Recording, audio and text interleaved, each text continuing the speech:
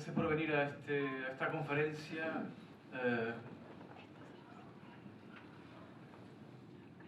que hemos querido plantear sobre el pintor Mariano de Cossío. Como saben ustedes, como hemos comentado hace un momentito en la visita guiada que hemos tenido lugar, realmente el proyecto sobre Carlos Chivillí, o más exactos, Carlos Chivillí y la naturaleza muerta moderna, pues planteaba no solamente una visita, un recorrido por algunas de las pinturas más celebradas del pintor, muchas de ellas inéditas que hemos podido rescatar en esta exposición y presentar en la muestra, sino también se trataba de organizar una suerte de contexto de la pintura española, en fin, tan rico, ¿no? La pintura de, digamos, la nueva objetividad, donde hay pintores como Togores, como Cossío, como Ponce de León, y en la que se inscribe de alguna manera también el Chivillí, ¿no? La pintura de Chivillí, sin duda que en cierto modo realiza una suerte más que un corte, una fractura con el periodo de la guerra y una suerte de continuidad, ¿no? De alguna manera, pues en su pintura, si podemos decir que, como decía el otro día también el profesor Eugenio Carmona, hay una suerte de continuidad con ese pasado de vanguardia que se extiende en los años de la posguerra. Hemos invitado, por tanto, a Carmen González Cossío, que es experta, profesora de la Universidad de La Laguna, especialista en la materia y también, digamos, heredera de esa tradición familiar, ¿no? Un apellido tan conocido, tan querido y en fin, hemos querido invitarla porque nadie mejor que ella puede hablarnos de la pintura de Mariano de Cossío. Recientemente, no tan recientemente, pero sí, hace unos años también, en fin, en varias ocasiones has tenido ocasión también de acompañar a estudiantes, a profesores, a visitantes de la Universidad de Laguna a ese interesantísimo fresco o pintura mural espléndida que acompaña al planinfo de la universidad, del que sin duda alguna nos vas también a hablar en esta charla. Muchas gracias por tu generosidad, por estar entre nosotros hoy. Bueno, pues buenas tardes. Gracias a todos por estar aquí también. Agradecerle a Isidro el haber incluido esta conferencia dentro del ciclo dedicado a completar la exposición de Chevillí. Y yo creo que realmente es de justicia, si hablamos de Chevillí y de sus inicios como artista, hacer una referencia a Mariano de Cossío, que fue su maestro, como lo fue también de otros jóvenes de aquella generación de los años 40, para quienes tan difícil era empezar a moverse en el campo del arte, porque hasta el material escaseaba. Aquí en esta imagen con la que empiezo, ¿no?, la charla, yo les he traído unos catálogos, los dos que tenemos a la izquierda, de algunas de las exposiciones que se le han dedicado a Mariano de Cossío y un libro escrito por Ana María Arias de Cossío en donde se analiza la gestación de la obra de Mariano de Cossío desde sus tiempos de estudiante en la década de los años 10 y 20 del siglo XX. Ha habido como 4 exposiciones después de la muerte de Mariano de Cossío.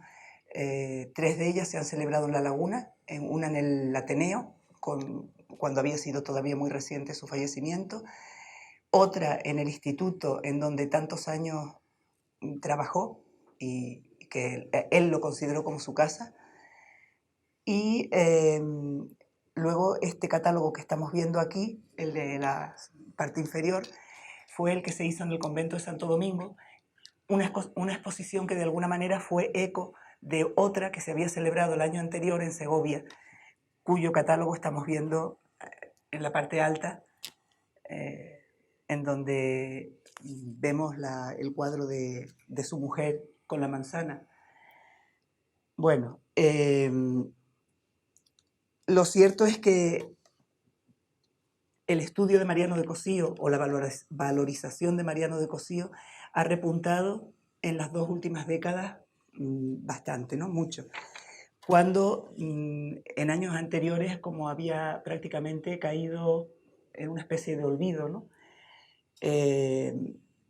Y realmente en las obras generalistas que trabajaban o que estudiaban el arte canario, la referencia de Mariano de Cossío era muy escueta, sigue siendo porque esas obras están publicadas, ¿no? Se habla de un pintor regionalista o se habla de un pintor costumbrista de forma telegráfica, o ya cuando es muralista, ahí claro, no les queda más remedio, porque los murales son de una gran entidad, se le nombraba como muralista junto a 2 o 3 pintores más canarios, pero realmente tampoco se ahondaba en lo que era la significación de esos murales. Por ejemplo, el del Paraninfo, ¿no? A mí me llamaba mucho la atención cuando yo estaba estudiando en la universidad. Yo estudié en la segunda mitad de los 70, o sea, acababa de morirse Franco. Y yo recuerdo que incluso había gente que pensaba que aquel mural era una loa al régimen. Claro, yo conocía muy bien a mi abuelo y sabía que aquello no podía ser una loa al régimen, pero realmente tampoco se sabía el significado o la gente desconocía el significado. Pensaba que aquellas águilas que volaban provenían del escudo y había otros símbolos que podían llevar a pensar a ello. Y realmente pues nada de eso era así. Yo recuerdo que incluso dentro del sector del profesorado, o sea, no estoy hablando del estudiante.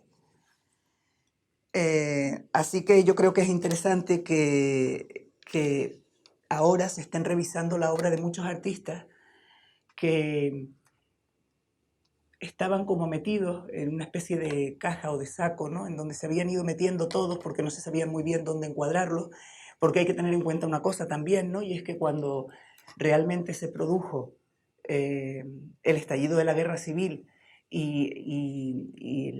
pues realmente se cercena todo lo que era la vanguardia, pues claro, cuando acaba el franquismo, cuando llega la transición, parece que la urgencia era rescatar la vanguardia más rupturista.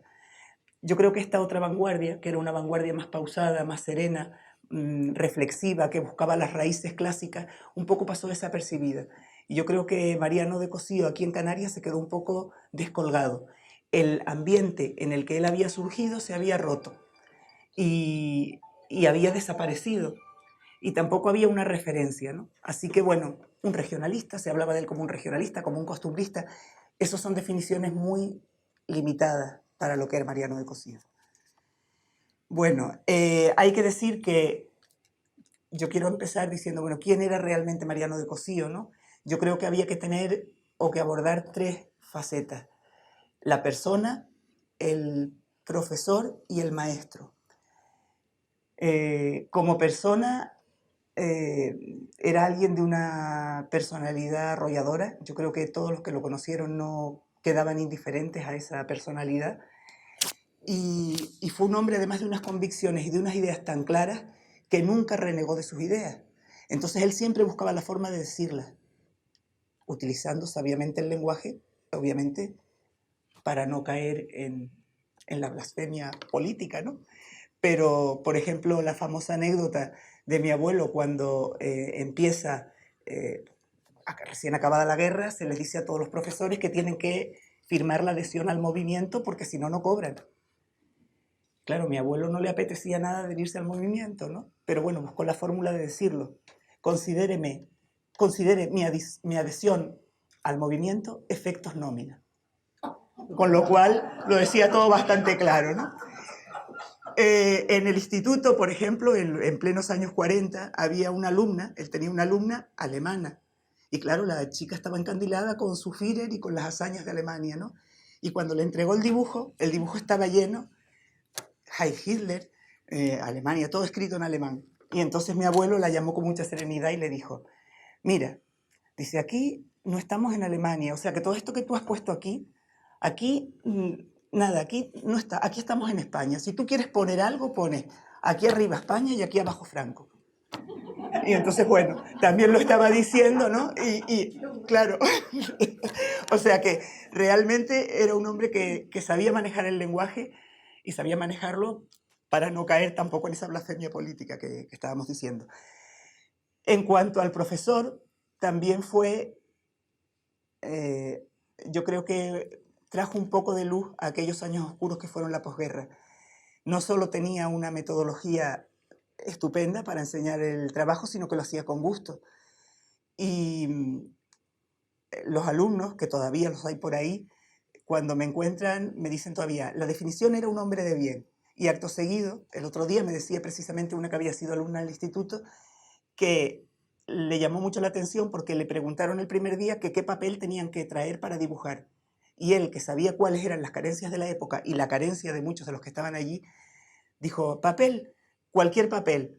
El papel de envolver de las tiendas, con ese, para aprender a dibujar cualquier papel basta. Y luego está el maestro, ¿no? El maestro de tantas generaciones. Hay que tener en cuenta que del instituto, no se quedó solo en el instituto, estuvo en la Escuela de Bellas Artes cuando se fundó la Escuela de Bellas Artes, está en la Escuela de Artes y Oficios y está en la Escuela de Magisterio. En esa Escuela de Bellas Artes él empezó a formar a una nueva generación de pintores, en la que estaba, por ejemplo, Carlos Chevillí, en esos años 40, en la que estaba también González Suárez, que luego va a ser su yerno, y daba unas clases, por lo que sabemos a través de unas cartas, que no se circunscribían solo al aula, sino que sacaba a los alumnos a la calle y les decía, bueno, pinten lo que ven, cualquier tipo humano que les parezca sugerente, vayan dibujándolo. Entonces, claro, en aquellos años también era una manera como muy flexible de entender la enseñanza.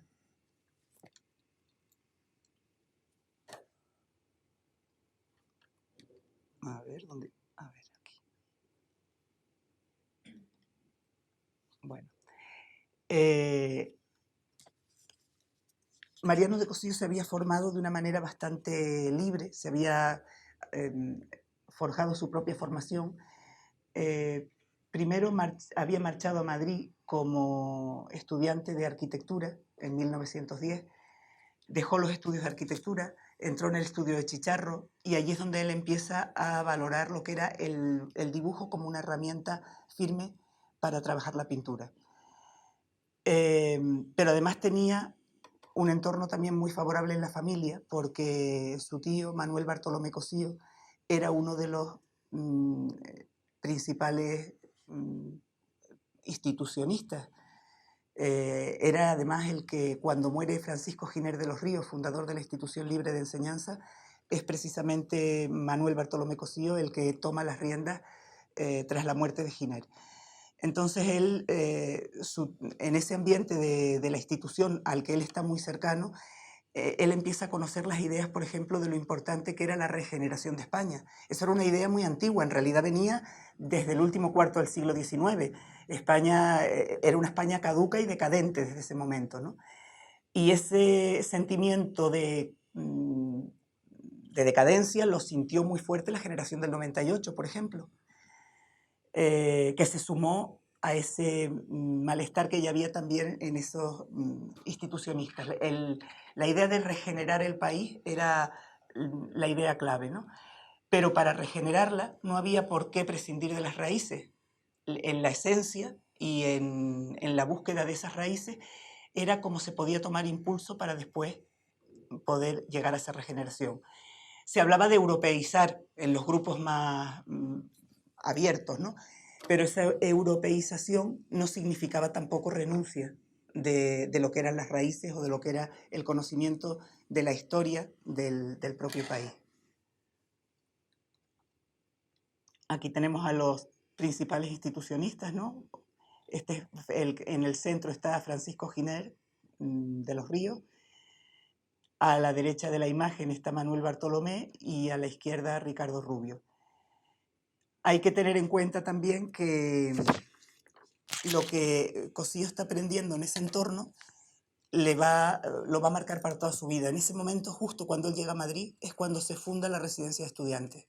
Así que entre 1910 y 1915, que él está en Madrid, conoce muy de cerca ese ambiente. Él allí entiende la importancia del humanismo, ¿no? De ese humanismo amplio. Si de algo se trataba era de aunar los saberes, de que el humanista se interesase por la ciencia, de que el científico se interesase por el humanismo. Y además, en 1908, Manuel Bartolomé Cosío había publicado el famoso libro sobre el Greco. El Greco hasta ese momento era un artista también olvidado, ¿no? Realmente pues era un artista moderno donde los haya, y realmente cuando la academia, los ideales de la academia se impusieron, el Greco no tenía mucha cabida tampoco. Pero es Manuel Bartolomé Cosío el que lo rescata del olvido, y es el momento en el que están empezando las vanguardias. El Greco es un referente también para las vanguardias.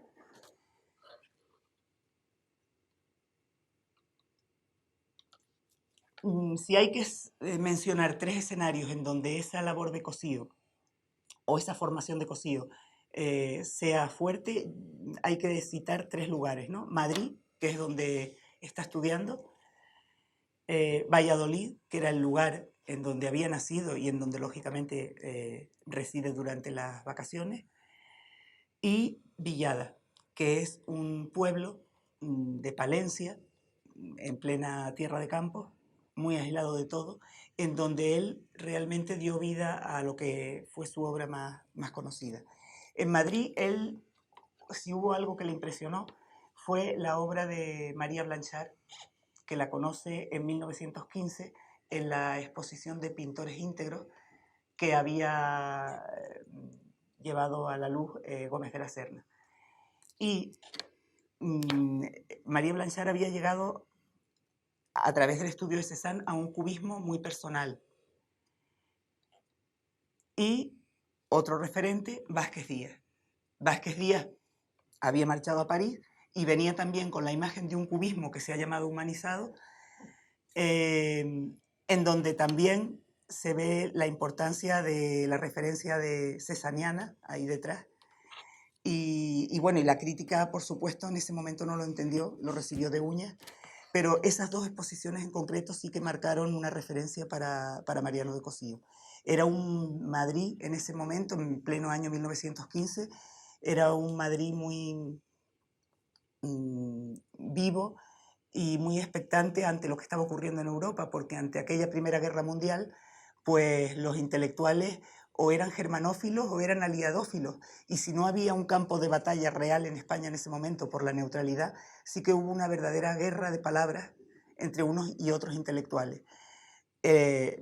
Manuel Bartolomé Cosío, Mariano de Cosío, son firmas que aparecen en el manifiesto de los intelectuales aliadófilos.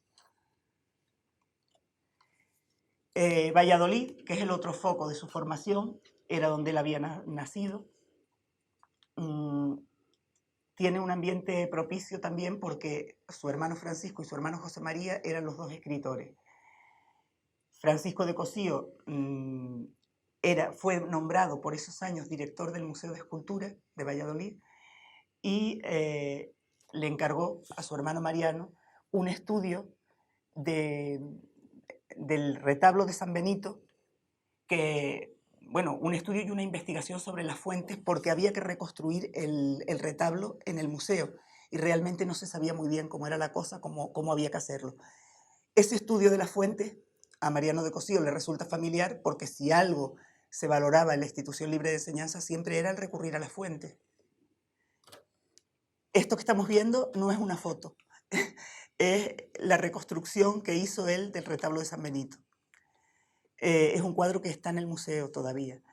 Y claro, eso le sirvió a él para acercarse mucho a lo que era la imaginería española, y de ahí aprendió lo que eran pues, las formas, esas formas acusadas, muy volumétricas, que luego vamos a encontrar en su pintura.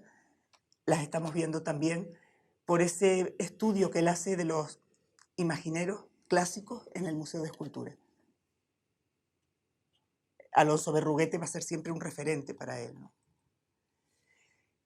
En ese Valladolid, en torno al año 20, que empieza a reavivarse mucho en el terreno intelectual, están las tertulias que se celebran allí, hay también un núcleo de intelectuales fuerte. Llegó en ese momento Hall. A Hall lo conocemos porque también está una de sus obras, que es esta que estamos viendo aquí, la tenemos en la exposición de Chevilly.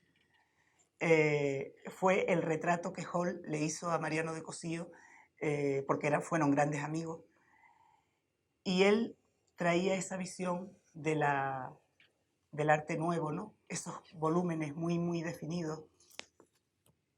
Hay como hay un estudio muy fuerte de lo que es la luz y el volumen y el dibujo, y fue Hall el que animó a pintar de nuevo a Mariano de Cossío, que se había quedado un poco adormecido porque se había casado en el año 1916, se había retirado a Villada y estaba un poco descolgado del ambiente pictórico.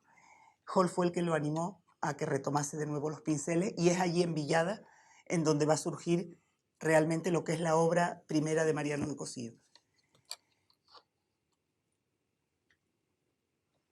Por cierto, que Hall solo tenía un brazo. Era un mutilado, había sido mutilado en la Primera Guerra Mundial, pero con un brazo se bastaba y se sobraba para pintar divinamente. Bueno, en esos años, coincidiendo también con la llegada de Hall, son los años en que se difunde los textos de Franz Roh, que lo tenemos aquí. Bueno, que hay un libro, que también lo hemos visto en la exposición de Chevilly, pero que aquí lo que estamos viendo es la traducción que precedió al libro y que la hizo la Revista de Occidente, y que sabemos que Mariano de Cossío la conoció. Problemas de la pintura europea más reciente. Si se dan cuenta, en la propia portada estamos viendo una naturaleza muerta que nos va a recordar a las que haga Cossío o a algunas de las que hemos visto en la exposición de Chevilly también. Esas perspectivas como desde lo alto, que van a ser muy características. Este realismo mágico, que se denomina así, lo denominan así en España, en realidad era una corriente que en los distintos países europeos tomaba distinto nombre, porque los alemanes hablaban de nueva objetividad y los italianos hablaban de valores plásticos, valori plastici, con lo cual, pero giraba todo en torno a la idea de hacer una vanguardia que buscase en las raíces lo que servía de aquello, no de romper drásticamente con la tradición, sino de rescatar de la tradición lo que servía y darle una nueva mirada. Aquí tenemos, por ejemplo, como Ángeles Santos, que era una pintora que estaba en Valladolid en esos momentos, se hace eco también del realismo mágico.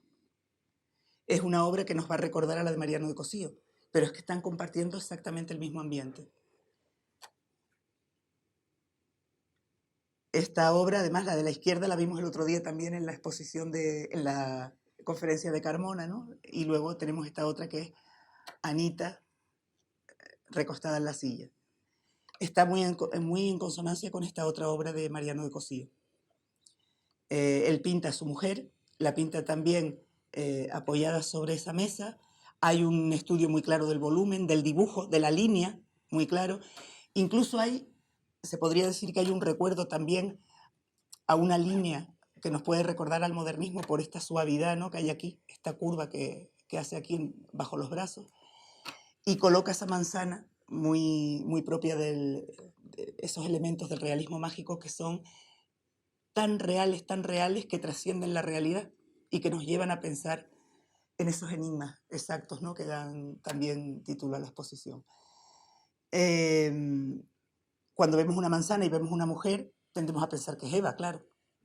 Pero aquí esta mujer no es Eva, es su mujer, y además se ve muy bien la alianza, con lo cual cualquier equívoco queda ya solucionado. Es en Villada donde surge esa obra primera de Mariano de Cossío. Cuando vemos las obras que hace en torno al año 25 o 27, estamos viendo ya la obra de un pintor maduro. En esa obra está todo: el dibujo de Chicharro, la concreción de volúmenes que proviene de Cézanne, el estudio de los clásicos españoles. Todo eso está ya revisado y de alguna manera vuelto a mirar. Esta es una de sus hijas. Si se dan cuenta, también tiene el mismo tipo de perspectiva que esos bodegones, ¿no?, esa perspectiva sobrealzada. Y aquí el espacio se consigue con la luz y con la sombra, no hay ninguna referencia más. El fogonazo amarillo del traje. Luego hay una serie de cuadros que él está haciendo por esas fechas que tienen todas las mismas características. Algunos de ellos se desconoce el paradero. Esta niña que está jugando a las tabas, por ejemplo, no se sabe exactamente el paradero. Aquí están retratadas dos de sus hijas, sus dos hijas mayores, porque claro, en Villada él está alejado de los... en realidad él no era un hombre mundano, él siempre buscaba retirarse. Y en esa soledad de Villada, los modelos que va a tener sobre todo es su propia familia. Así que no es raro que aparezcan en la obra. O tenemos aquí otra obra, un pequeño bodegón, muy pequeñito, cuadradito. Fíjense la discontinuidad de la línea que hay al fondo, ¿no? Aquí arriba, y luego no se continúa, ¿no? Sino que realmente parece partida. Eso es una solución muy cesariana también. Volvemos a la fruta, al vaso, pero fíjense que coincide con una fotografía, nos recuerda mucho a la fotografía de la nueva objetividad alemana que se está haciendo en ese momento.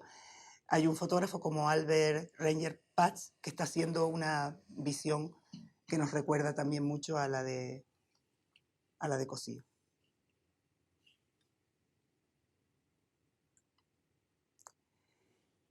Hay bodegones también, muchas naturalezas muertas que se perdieron, al parecer, en un viaje a Buenos Aires, hacia una exposición, nunca más se supo de ellos. Yo he traído un par de ellos que tenemos fotos en blanco y negro, como el remolino y el ajedrez,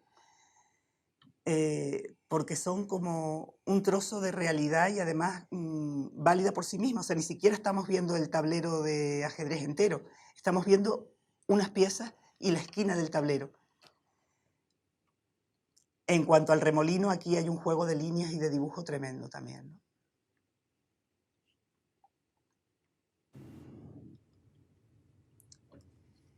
Hay estudios que son más curiosos, ¿no? Como el quirófano. Al parecer es una obra que surge a raíz de una operación sin importancia que había tenido Cossío, y él después pinta lo que es la sala del quirófano, pero lo pinta como si lo viera desde arriba. Pero claro, cuando todos estos que han estado en un trance casi de muerte dicen que ven todo desde arriba, siempre me he acordado de este cuadro, ¿no? Porque aquí también sería una operación sin importancia, pero aquí todo está visto desde arriba también. El espacio se sugiere con poquísimos elementos también. En torno al año, bueno, en torno no, en el año 30, esto no es en torno, sabemos seguro que es en el año 30, él, que está viviendo plenamente allí integrado en Villada, se ofrece a decorar con un fresco la iglesia que había resultado dañada por un incendio. Y, bueno, planea hacer una asunción, que es la que estamos viendo, que se completaba después en la parte baja con un apostolado de líneas muy duras, muy aristadas, muy en consonancia con el estudio ese que él había hecho de la imaginería española. Y luego, sin embargo, en lo que es la Asunción propiamente dicha, es una composición piramidal, muy del tipo del Renacimiento, muy clásica, pero que nos llama la atención porque es muy carnal, son modelos reales, es su propia mujer, son dos de sus hijas, y a pesar de esa carnalidad, ese efecto ascensional que tiene la imagen, ¿no? Por el propio movimiento del cuerpo. Hay ahí como una especie de serpenteo del cuerpo que hace que esa sensación se incentive. Bueno, no es una pena que esta obra conservemos solo una foto en blanco y negro, porque la noticia que tenemos es que era un fresco, pero en el año 34 el cura dijo que la Virgen era demasiado carnal y la obra desapareció. Lo que yo no sé es si está todavía pintada si a lo mejor había un momento en el que se pudiera rescatar o si picaría en la pared, eso ya no lo sé, habría que hacer una investigación a ver qué pasó. Claro, en el año 34 Cossío ya no está en Villada, está en Valladolid, pero claro, la dureza de este hecho en realidad nos está poniendo en alerta contra algo que va a ocurrir 2 años después. O sea, ya esto es signo de una sociedad que cada vez se va a ir polarizando más y que 2 años más tarde, en el año 36, va a estallar la guerra civil. Así que, de algún modo, yo creo que Cosillo empieza a ver ya desde ese momento que él se quiere marchar de allí, que el ambiente cada vez está más enrarecido y que la única manera de salir bien, porque además él tiene una familia numerosa, tiene 8 hijos, es poniendo en regla sus estudios artísticos, que en ese momento todavía no los tiene formalizados, y haciendo unas oposiciones y pidiendo la cátedra más lejana. Él quería irse lo más lejos posible. Por eso él siempre decía que se vino a Canarias porque se habían perdido Cuba y Filipinas. Claro, él en realidad lo que quería decir es que si realmente Cuba y Filipinas hubiesen seguido siendo en ese momento españolas y hubiese salido una cátedra en Filipinas, él se hubiera ido a Filipinas. O sea, quería irse lo más lejos posible.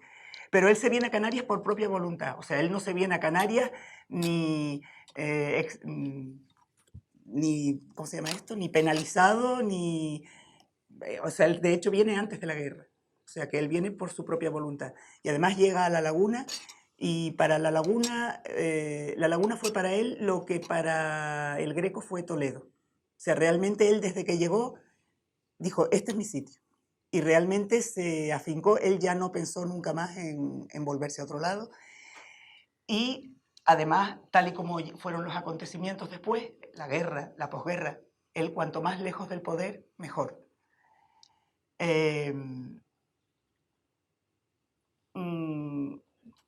Su estudio, vamos a ver algunos de los retratos que hizo en esa época, justo antes de venirse, cuando él está en Valladolid, cuando está formalizando sus estudios artísticos, los retratos que está haciendo a gente conocida, que le encargan retratos en ese momento, la señora de Pinto, Jorge Guillén, él está en relación, lógicamente.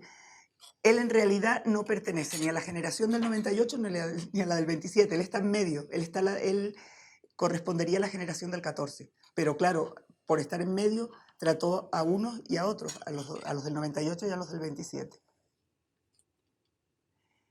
Aquí tenemos dos retratos de los hermanos Jáuregui, por ejemplo, que están dentro de ese realismo de nuevo cuño, con un dibujo muy incisivo y con un colorido, como vemos, muy discreto también. La paleta tiene una gran cantidad de matices, pero siempre respondiendo al clasicismo de la pintura española. La naturalidad de las poses, ¿no? Este es su sobrino, Alfonso de Cosillo. También tiene exactamente esas mismas características. En ese momento él está... las superficies de color son como muy lisas, no vemos prácticamente textura de pincelada, cosa que sí que vemos aquí, en este otro, el retrato de su hija Carlota, que está pintado también eso, pues en torno al año 30 más o menos, y en donde también vemos incluso aquí ese interés por el volumen.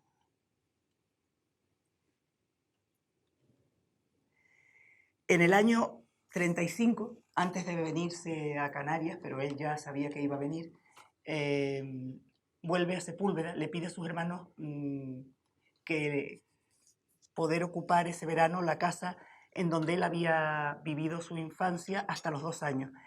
Aunque él había nacido en Valladolid, los 2 primeros años de su vida los había pasado en Sepúlveda, que es un pueblo de Segovia, y la casa familiar que está aquí al extremo de la plaza y que está empotrada en ese murallón medieval, bueno, es donde había residido con sus padres y sus 5 hermanos, pero él se quedó huérfano, o sea, sus padres murieron ahí en esa casa y realmente su abuela llegó desde Valladolid, se lo llevó a Valladolid y él, Sepúlveda fue como que se cerró la casa, ¿no? No querían saber nada de ella. Pero él, antes de venirse a Canarias y porque sabe que es un viaje definitivo de alguna manera, quiere estar ese verano en Sepúlveda.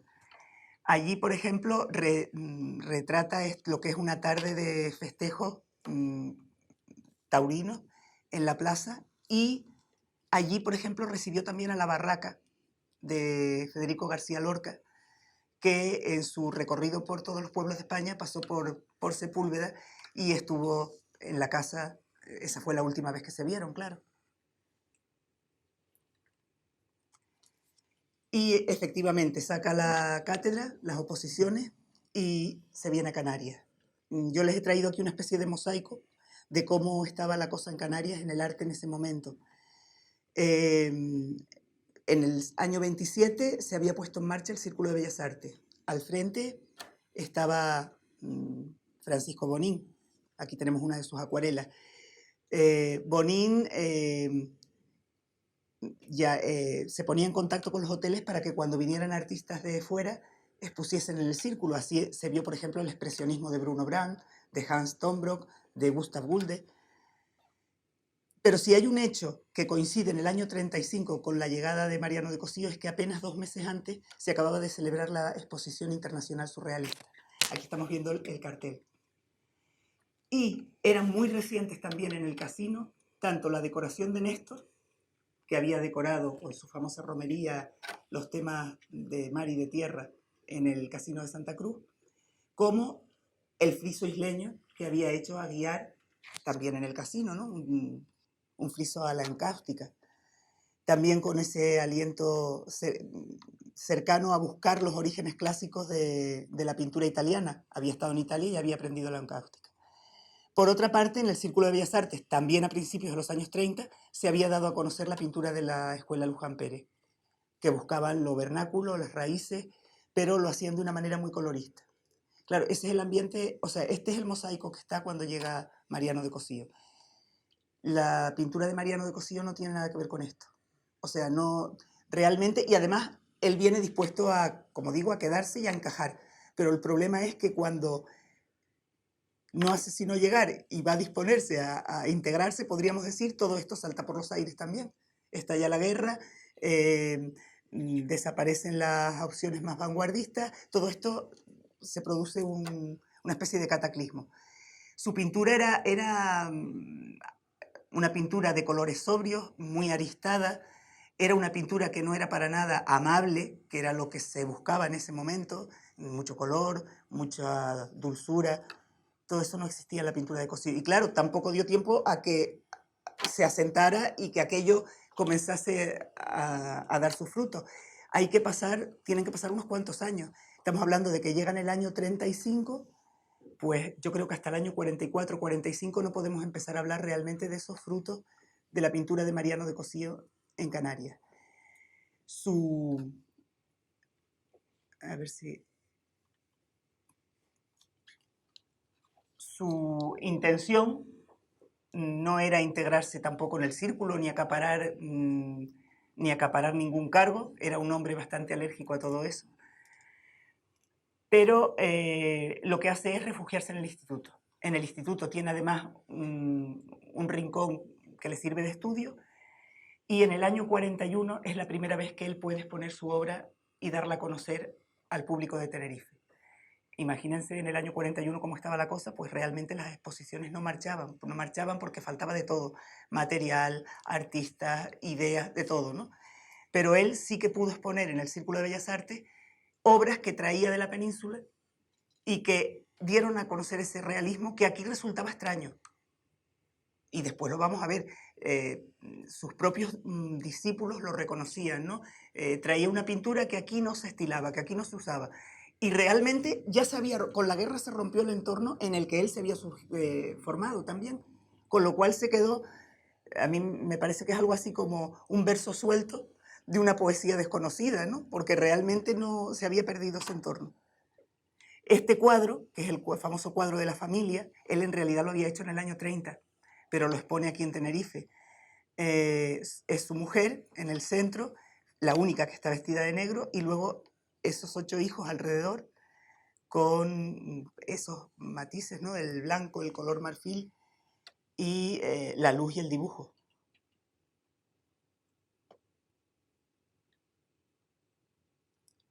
O la pintura de las naturalezas muertas, que también trajo algunas y que también de las que ya estaban hechas y que las expuso en ese momento. Pero si hay algo que les fascinó al llegar, fue el paisaje. Él prácticamente el paisaje no lo había tocado hasta entonces.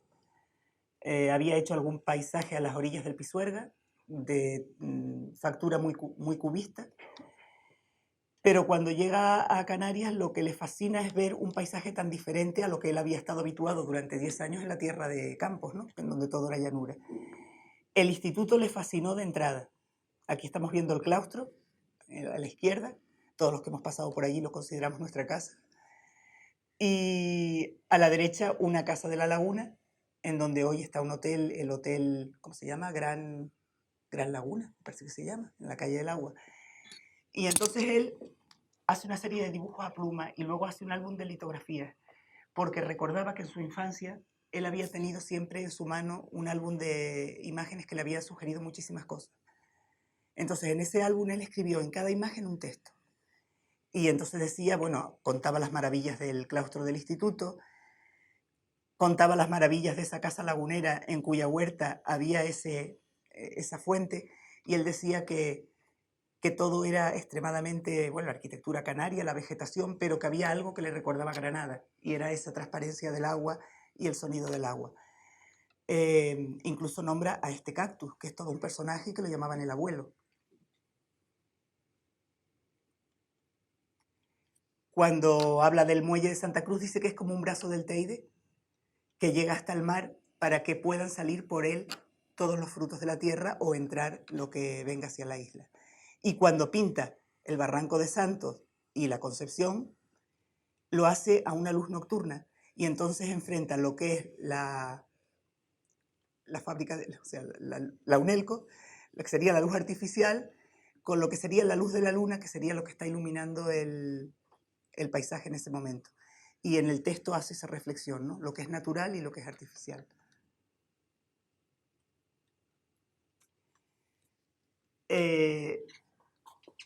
Lógicamente, le fascina el paisaje, hace todo este álbum de litografías, pero se ha vivido un gran drama, ¿no? Que ha sido el de la guerra civil, y se está viviendo en ese momento además el drama de la Segunda Guerra Mundial.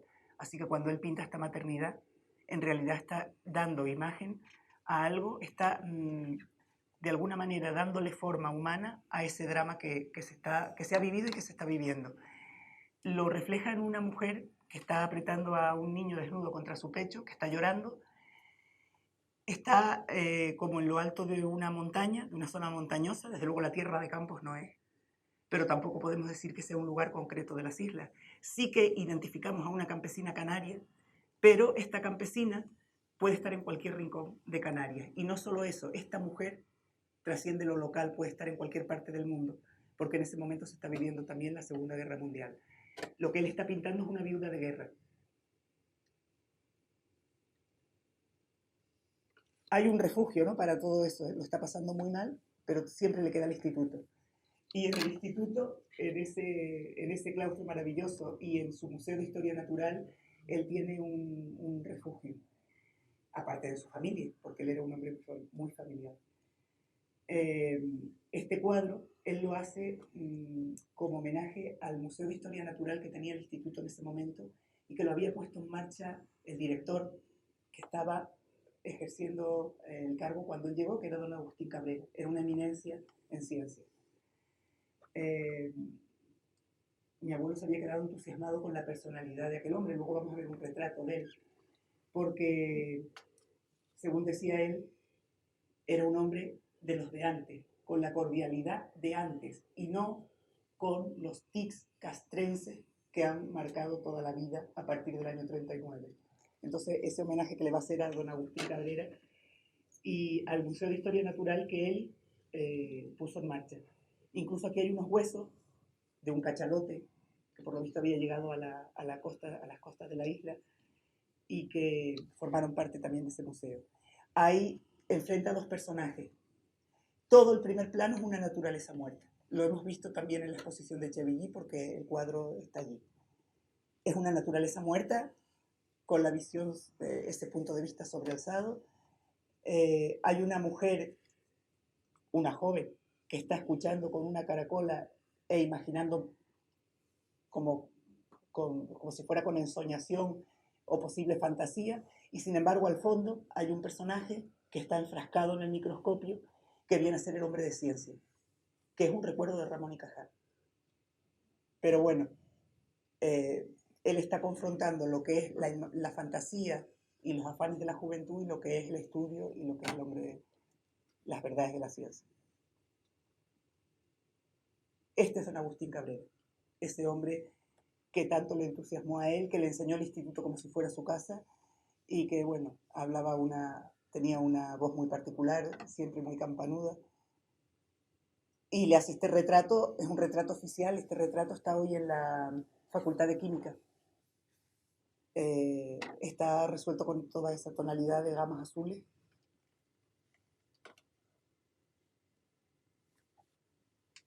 Sigue retratando a su familia, a su hijo, que estudia medicina, su hijo Joaquín, y su mujer, que es un dibujo que hace en el año 41. En ese momento es cuando él empieza ya a dar clases en Bellas Artes también. O sea, empieza ya a compaginar lo que es la enseñanza en el instituto y lo que son los estudios de Bellas Artes en la escuela, recién fundada Escuela de Bellas Artes.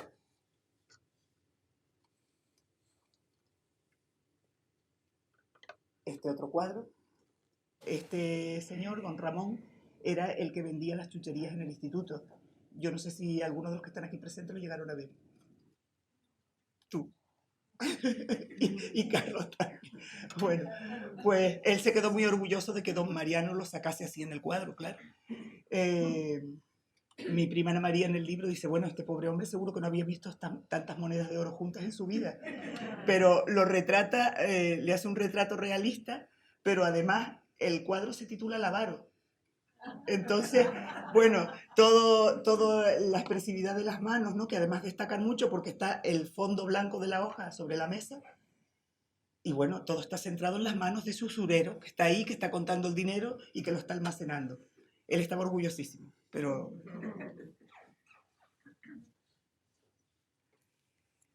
Bueno, y entonces en ese momento, estamos hablando ya de los años 47 por ahí, pues es cuando va a empezar a pintar durante 10 años, yo creo que las más obras de mayor tamaño que hace en apenas una década, ¿no? Entre 1947 y 1959 o 58, pues lleva a cabo varios murales y varias obras de envergadura.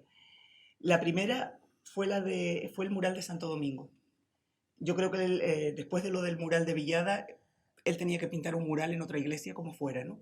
Porque si algo quería él era también renovar el género religioso, o sea, no solo el retrato, no solo la naturaleza muerta, sino que también se podía imprimir una nueva mirada al género religioso.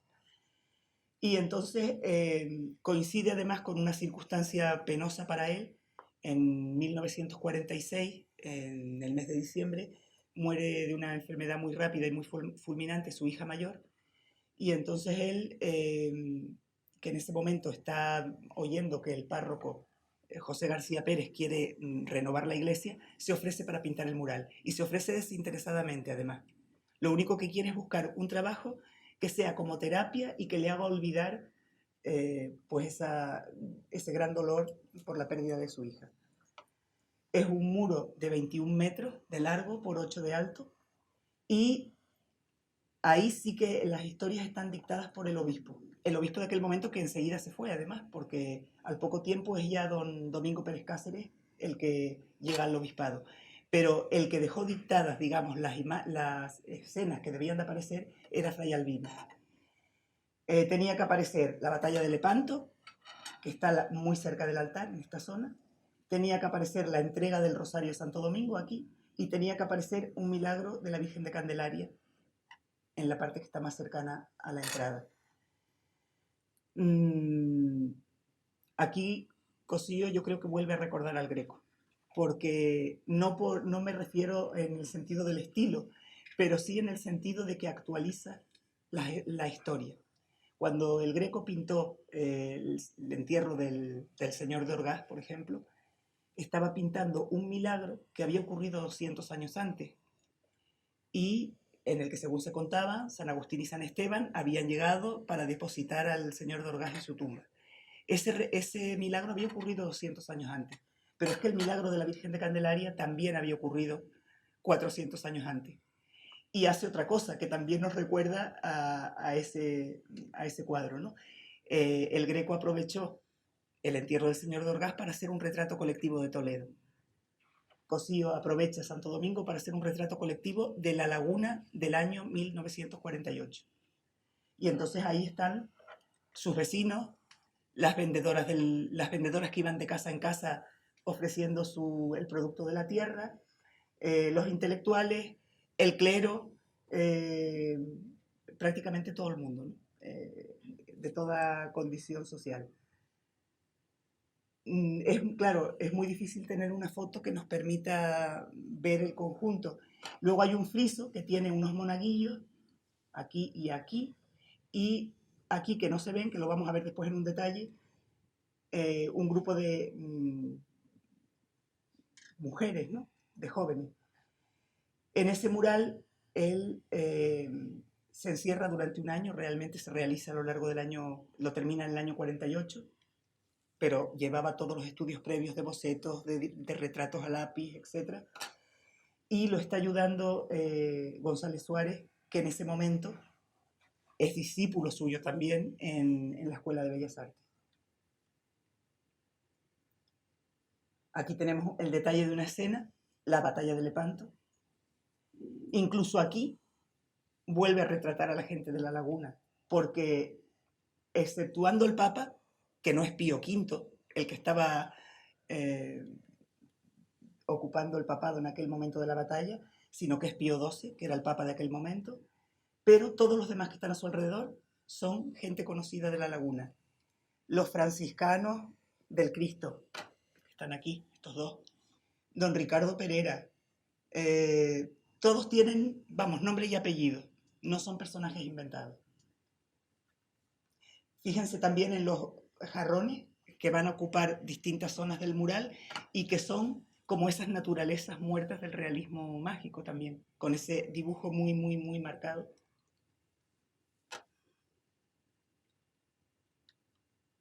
Aquí tenemos el mural, pero lo tenemos en blanco y negro, pero sí que tenemos una vista. Cuando se terminó, justo al terminarse, aquí aparece Mariano de Cosío, aquí aparece González Suárez y esta es la obra ya terminada. Nos falta el otro muro del que no tenemos ninguna imagen, es una arquería y ahí aparece la Anunciación en este muro. Es muy bonito el detalle también de un gran jarrón que aparece allí, pero de ese no tengo imagen aquí para... Aquí están las mujeres, que les digo yo que están tocando instrumentos musicales, que ahora las vamos a ver. Los monaguillos y las mujeres. Hay un colorido muy vivo, hay que tener en cuenta que la iglesia está en penumbra y yo creo que el colorido es muy vivo también, pues porque realmente se necesita visualizarse bien. Estas son sus 7 hijas. Sus 7 hijas, y claro, la mayor de ellas que acababa de morir es esta que aparece de espalda. Todas las demás son retratos del resto.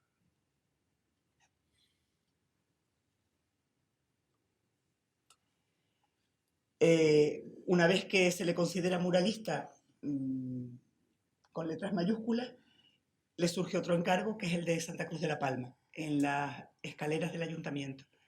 Si de Santo Domingo ya es difícil tener una imagen, del de La Palma es imposible porque es la caja de una escalera que para tener idea del conjunto tendríamos que ir fotografiando escena por escena. Pero sí que les voy a decir que se sigue manteniendo ese dibujo aristado en muchas zonas y que es una especie de relación de todas las actividades económicas de la isla de La Palma. El vino, el plátano, la pesca, la seda, el bordado. Claro, todas esas son actividades económicas que de algún modo, en las que de algún modo se tiene que implicar la autoridad o las que se tiene que implicar el poder para mantener y que permanezcan vigentes. Claro, hay que tener en cuenta que esa defensa de la artesanía también, por ejemplo, de los bordados, de la seda, la defensa de la artesanía fue parte también del ideario de la institución libre de enseñanza, así que tampoco le resultaba ajeno a Cosío. Y el mural del Paraninfo. Bueno, aquí es donde les digo yo, claro, a simple vista, ya les digo que cuando yo estudiaba, había quienes pensaban, bueno, esto nada, la loa al régimen. Hay unas águilas ahí, parece el escudo nacional de la época, ¿no? Y además hay otra cosa, que a lo mejor las nuevas generaciones no se dan cuenta, pero los que vivimos otros años atrás sí. ¿Lo ven? ¿Ven algo que les suene a la época de Franco? Esto. El símbolo de victoria, ¿no? Claro, yo siempre que lo veía, cuando yo todavía no sabía muy bien lo que quería decir el mural, yo decía, contra, ¿será que el régimen le forzó a poner ese signo? Pues en realidad no. Este signo no tiene, Franco se lo apropió, pero no era un signo franquista en su origen. Era un signo que provenía del Crismón, de la época de Constantino, del Bajo Imperio. Y las universidades lo habían hecho suyo. Y en la Universidad de Salamanca, en concreto, cuyo perfil aparece ahí, luego vamos a decir, ¿no? Pues era durante la Edad Media, cada vez que se conseguía un triunfo intelectual, esos vítores se grababan en las paredes. Así que bueno, sí, él le está recordando a Franco que esto es un símbolo mucho mayor que el significado al que él le daba, y además lo está restituyendo a su entorno natural, que era la universidad. Así que no tiene nada que ver con esa... Las águilas son la fuerza, tampoco son que se hayan escapado del escudo y estén revoloteando por ahí. Las palomas, las palomas son el símbolo de la libertad y son el símbolo de la paz.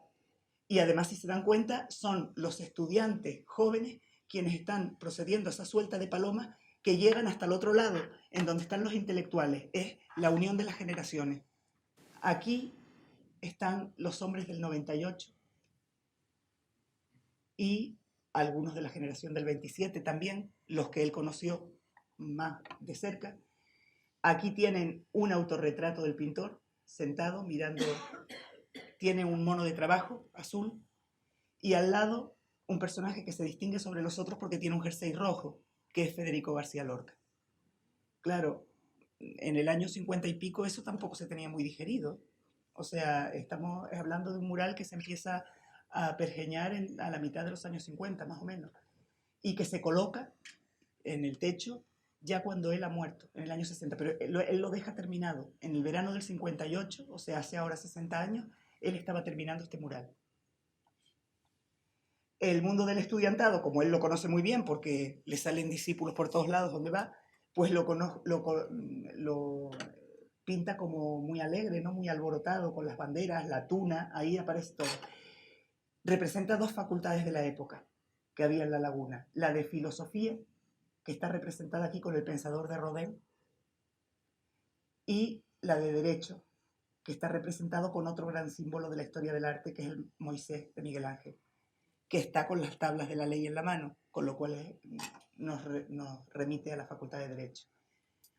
Y frente a los intelectuales, en la otra esquina, algo que muchos han querido relacionar probablemente con la refinería, que era la industria que en ese momento era reciente, estos tubos, esta especie de contenedores, y los hombres que están trabajando y que de algún modo representan la ciencia y la técnica. Pero hay un arco iris entre los intelectuales y los hombres de ciencia. Y el arco iris siempre es símbolo de unión. Es de nuevo el ideario de la institución libre de enseñanza. De nada sirve un científico que no quiera saber nada de las letras, pero tampoco sirve de nada un humanista que no quiera interesarse por la ciencia.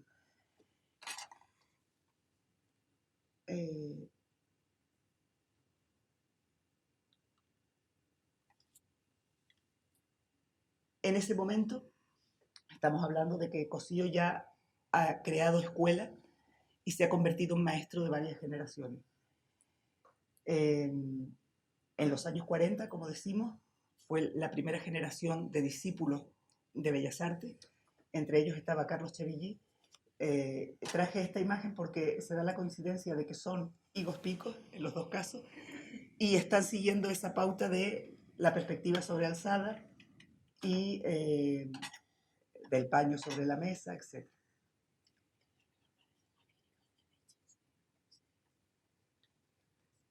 Pero es que además, incluso en la acuarela también cambió el rumbo de la acuarela.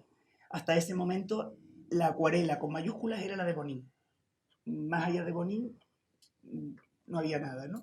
Bonín había construido su discurso con como Tenerife nada en el mundo. Entonces las acuarelas eran luminosas, eran las de la tierra, las del canto a la tierra. A veces leemos textos de Bonín y no sabemos si aquello es una campaña turística o una pintura, ¿no? O un manifiesto pictórico. Y de repente la acuarela da un giro. Y da un giro porque también se ha encontrado con González Suárez en esa primera generación de discípulos isleños. Y entonces yo he traído estas dos imágenes para que nos demos cuenta. Esto es un barranco pintado por Cosío, pues, creo que es el Barranco del Infierno, si mal no recuerdo. Me dicen que sí. Y al otro lado, el Barranco de los Tilos, en La Palma. González Suárez empezó también a modificar la paleta y empezó a interesarse por unos motivos a los que Bonín no le habría prestado atención.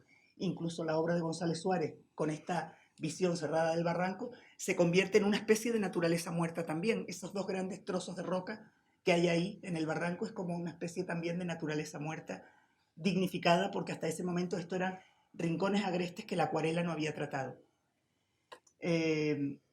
Mariano de Cosío, si se dan cuenta, hace aquí una pincelada muy, muy definida, quizás buscando también que la imagen no se quede en lo superficial, sino que vaya a la esencia. O sea, ¿qué es lo que identifica esta tierra? Una tierra volcánica, pues vamos a pintar que realmente esto se note que es una tierra volcánica, porque hay que ir a la esencia del paisaje. Pero eso era también algo que se había buscado desde la generación del 98. Con aquella crisis que les produjo la pérdida de Cuba y Filipinas a toda la generación del 98, una de las maneras de buscar el ser de España o la esencia era el paisaje. Y el paisaje había que representarlo de dentro hacia afuera, no quedarse en lo exterior. Y entonces yo creo que aquí en esta imagen lo que estamos viendo es eso también. En los años 60, en torno al año 60 hay una generación que está saliendo de nuevo a la luz. Son los que se han formado en los años 50, cuando Cosío está todavía en activo en la Escuela de Bellas Artes. Entonces, Enrique Lite, Pedro González, Cristino de Vera, Maribel Nasco, todos ellos fueron discípulos de Mariano de Cosío.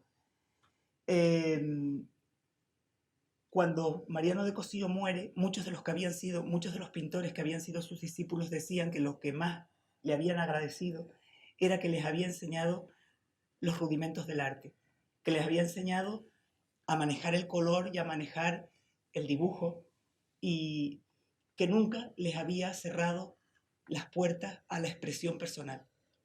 Bueno, yo creo que cuando vemos estas tres obras aquí, estamos viendo que la personalidad de cada uno se fue marcando sin que realmente nunca se viese coaccionada o cercenada. Como decía Lite, ¿no? Se limitaba a enseñar a pintar y a manejar los colores como lo hacían, lo hacen y lo harán todos los maestros de la pintura. Y todos reconocían que desde luego que había sido como un gran referente, ya les digo, tanto en la generación de los 40 como en la generación de los 50. Y esto es todo, yo creo. Y os pico.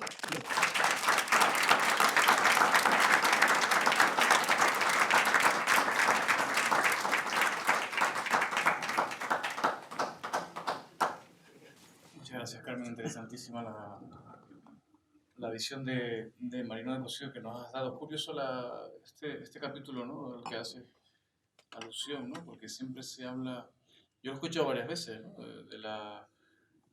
de la venida o de la huida de Mariano de Cosío, en fin, por cuestiones políticas, ¿no? Pero bueno, Sí. tú se tomó unas desvelas que eso no fue así. Sí, pero es que además me gusta que lo digas porque es que con esto se ha formado una bola. Quiero decir que si ustedes buscan información en las redes, lo encuentran. Como que había venido represaliado. Y no fue así. O sea, él vino antes de que lo represaliaran. Y después manejó muy bien el lenguaje para que no lo represaliara. Aunque alguna denuncia tuvo, ¿eh? Pero bueno, supo escapar. O sea, él vino porque quiso. Y claro, yo a veces he visto una visión que no me gusta cuando la leo en algún texto escrito, como que si esto fuese el destierro. O no, él vino aquí a integrarse. O sea, él estaba aquí realmente muy contento de estar aquí. Y la pena fue que no murió aquí, que él hubiera querido morir aquí. Él se fue a pasar la Navidad del año 59 con sus hermanos porque una de su hermana, su única hermana, estaba enferma. Y sus hermanos lo dijeron, bueno, vamos a pasar las Navidades juntos porque a lo mejor es la última vez que podemos estar reunidos. Y él marcha a pasar la Navidad con sus hermanos y el que se muere es él. O sea, realmente él murió casualmente en Valladolid, pero él hubiera muerto aquí. O sea, él vino aquí con gusto de venir aquí. Se afincó encantado. Y como dije antes, pues la laguna fue para él como el Toledo para el Greco, exactamente igual.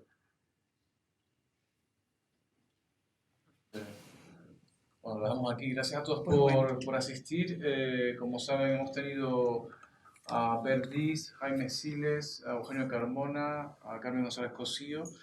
Puede que en septiembre tengamos alguna última charla. Sí que hemos invitado también a Bernardo Chivillí, al hijo del pintor, a que realice una lectura de textos poéticos de su autoría, ¿no? En relación incluso aquellos que tienen que ver, hay muchos que tienen que ver con la pintura, y hay un acercamiento a la pintura de Carlos Chivillí. Seguramente finalizaremos con esa intervención suya y bueno, pues agradecerles a todos la presencia hoy. Muchas gracias. Pues gracias.